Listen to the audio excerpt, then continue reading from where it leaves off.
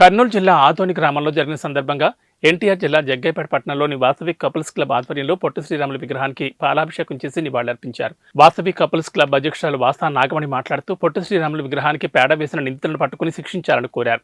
ఈ కార్యక్రమంలో Vasavi couples club వ్యవస్థాపకులు కాకరపర్తి సోమేశ్వరరావు, వాసవి కపుల్స్ క్లబ్ కార్యదర్శి దారా సూర్యకళ రాజా, బియ్యం కిరాణా వర్తక సంఘం president Peruru Narasimharao, Rayapudi Srikanth, Vasavi club Nandanavaram president D Dhananjay, Anandavanam club president Chittaluru Chandrasekhar, Kotha Krishnarao, Charlagandla Lakshminarayana తదితరులు పాల్గొన్నారు.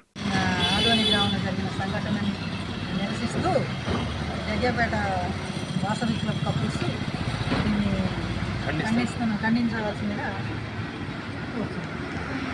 ఆదోని గ్రామంలో పొట్టి శ్రీరామ విగ్రహాన్ని అవమానపరిచారు, దొండగులు అవమానపరిచారు.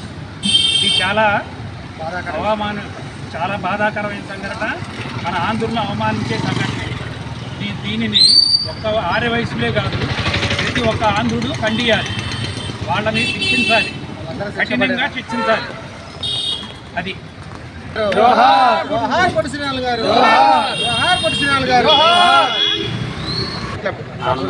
ఆనందవనం, నందనవనం, ఇక్కడ ఉన్న ఆర్యవయసులు ప్రముఖులు అందరం కలిసి ఇలా ఆదోని గ్రామంలోని కర్నూలు జిల్లా ఆదోని గ్రామంలోని పొట్టి శ్రీరామ గారి విగ్రహాన్ని చాలా బాగా అవమానపరిచారు.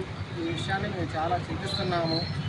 ఈ విషయాన్ని ఖండించి మన ఆర్యవయసులైన ఆ దోషులను శిక్షించవలసిందిగా కోరుతున్నాము. పొట్టి శ్రీరాములు, పొట్టి శ్రీరాములు, పొట్టి శ్రీరాములు.